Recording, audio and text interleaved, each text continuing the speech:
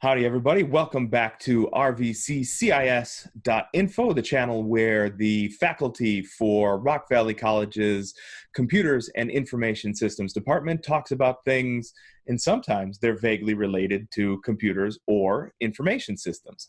Today, we've got our contracted group. It is Stephanie Washer. Hello. And myself, Eric Wolf, talking about Macs and PCs. This is one of those things that generates either a lot of energy or a lot of, what would you call that? What's the thing where people, animosity. Yeah. Between, go ahead.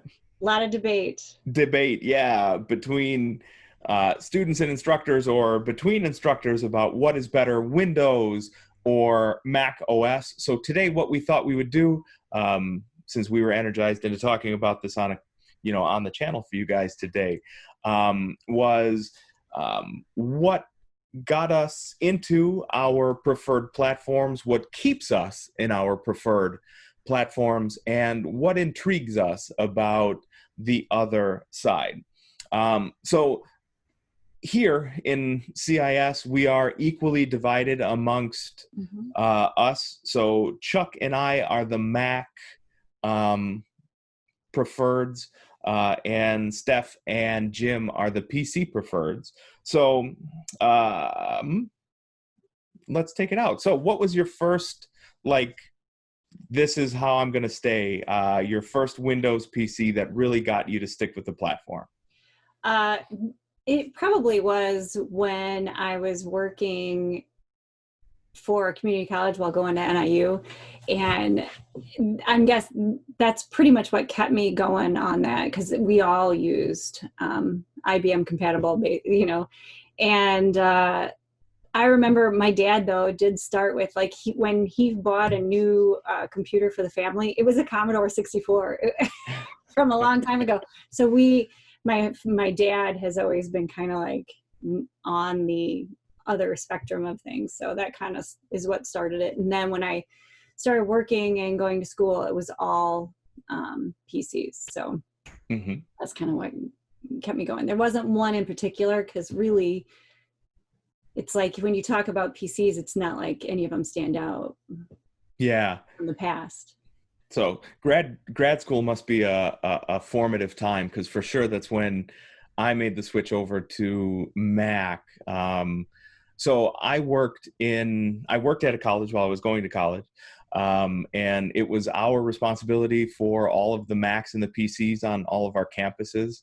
So there was a boatload of them, and going back as far as the Stone Age, all of the art classrooms had the really nice Mac PCs, or the Mac computers rather, in there. And I hated them. I hated working with them, because it was a nightmare to get them to authenticate with our Windows servers. We had to have an in-between server called Kerberos to do the authentication, which is a nightmare. To this day, actually, it sucks. And I hated them. And then one day I was in my classroom, and my instructor, I was complaining because actually my project and my group mate, we both had made our projects. We had finished them early the week before, and both of our computers took a total dump on us that day. And my instructor said, "That's why I use Macs. I fix PCs all day. I don't want to do it when I get home. And you are going to have to do it when you get home." I was like, son of a biscuit, I am, aren't I? So it turned out, that machine was old enough. I sold it, and I bought a Mac. That's how mad I was. And honestly, I was like, holy cats, it had me from the startup chime, and I've never gone back. So it was good. So what keeps you running on that platform? The fact that I worked at this career tech school, and that's all they had. They had one lab of Macs, and it was, as you said, it was extremely annoying. It was difficult, and we were on a budget, so it was just so much easier to have PCs. And if we needed to fix something, I could just buy a part and change it. Yeah, that's a You know, fact. you couldn't just do that with Macs. And Mac doesn't have the educational discount that some of these other places have either. Hmm. So um, that was kind of the reason. And then of course I teach A plus and server classes and all that. So that keeps me on that end. I think if you look at things generally, networking people are the PC Right, on the people. PC side, yeah, Mhm. absolutely. Um, every time I think about going back to a PC, I remember all of the software that is automatically baked into a Mac that I don't have to think about doing anything. So every time I do, a video for class, I just record it in QuickTime because it's fantastic and it works. Anytime I need to do a thumbnail for our channel here, I just open it up in Preview. I don't have to do anything complicated for it. So then when I save that thumbnail for YouTube, instead of having to go open another program and export it as a JPEG like we would need to, nope, it can do that for me. If I have to, improve the audio like we would do with these, the channel videos when we're done with them, I can run them through free software included on every Mac, iMovie. As like lame as I kind of sometimes think iMovie is, you can just hit the fix audio and it goes through and it fixes the audio. And everything is just built for that. So Final Cut Pro is what I use over here to do the editing for our videos. And even if I have an average channel video, so the average we would be putting together for these videos is like 7 minutes to 15 minutes. It takes 30 seconds to transcode and export the videos when we're done. Like that is all. And that is amazing to me. Like my workflow for that stuff is so compact, it saves a ton of time. So yeah, I'm not super willing to change, even though like this Mac you can hear me tapping on is like 2 grand, and I think that that's crazy. But it saves me so much time. Yeah, well, I built my PC, I don't know, 5 years ago, I guess. Yeah, I think it's 5 years ago now. And I did spend a good amount of money on it, but I got 32 gig of memory. And, Mm-hmm. an i7 at the time was what i9 processors are now. And it's Yeah. lasted me forever. And then I was going to buy a brand new one. And, of course, we all have expensive taste. And to replace it would be crazy. And all I had to do though was change out the fans. And now it's Well, still that's pretty good. going fine. Yeah, $24 fix. It was great. So that Yeah. like that just gets me to stay a little bit. But as you said, the programs that are just come with Macs are kind of what get me to move to the other side. But I'm so used to the PC end of things and Windows and or Mm-hmm. Linux that I just to get on a Mac, I'm like, I am an idiot. I just feel like a total moron when I Yeah. get on Mac. It's just so obvious to me. And then like people, if people ask me, hey, should I switch to a Mac? Are you used to a Mac? Is that something, just be prepared that you're going to have to, if you Mm-hmm. switch either way, you're going to have to kind of relearn where everything's at. Right. And for students that always ask, like, but can you game on it? I'm like, I am an old man. Like, it has never crossed my mind. Like, I think I might like to game on this thing. I have like zero investment in any of that. But for our students who do, yeah, you're out of luck on these. Like the gaming just isn't there. The compatibility just isn't there. So yeah, that and the relearning of everything is something that does prevent me from going. But I will say, like, so in December, I think it was, I actually bought a Dell instead of this MacBook.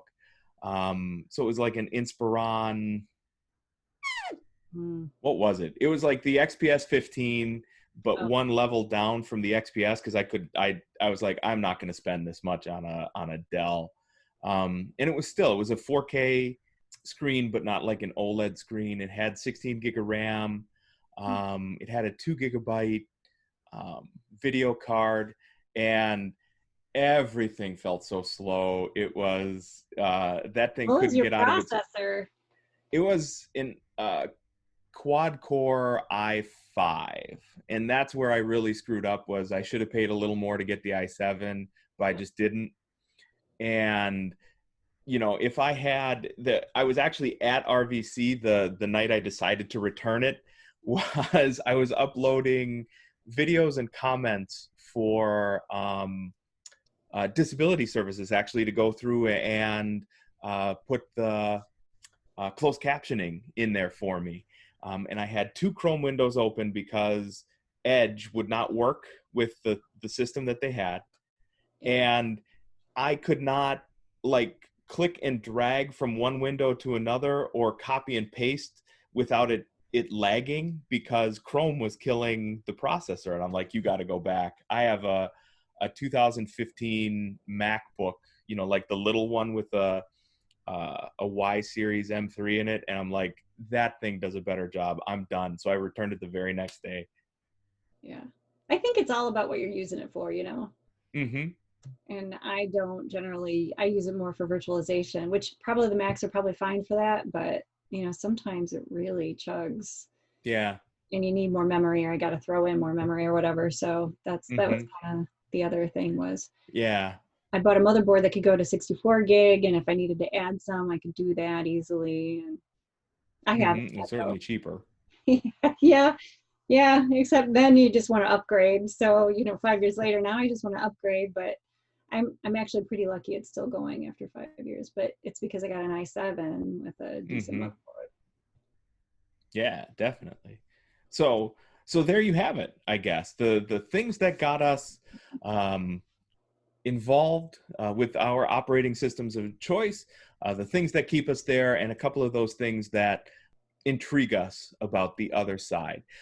Be sure to hit us up in the comments and let us know what your operating system of choice is and why. You can let us know just how stupid we are for sticking with whichever of the platforms it is. That is our choice. Be sure also to go ahead and click below and subscribe to the channel and hit the little bell to be made aware of when it is that we premiere new content.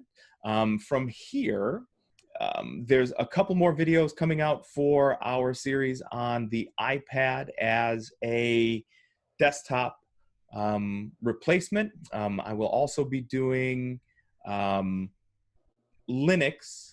So I've got an old Surface Book over here. We are going to throw probably Ubuntu on because it's easiest, and see how that is as a desktop replacement. Steph, what did we have coming down the pike from you?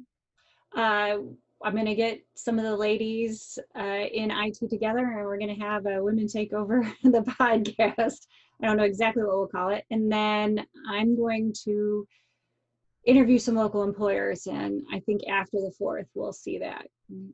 Everybody's on vacation right now.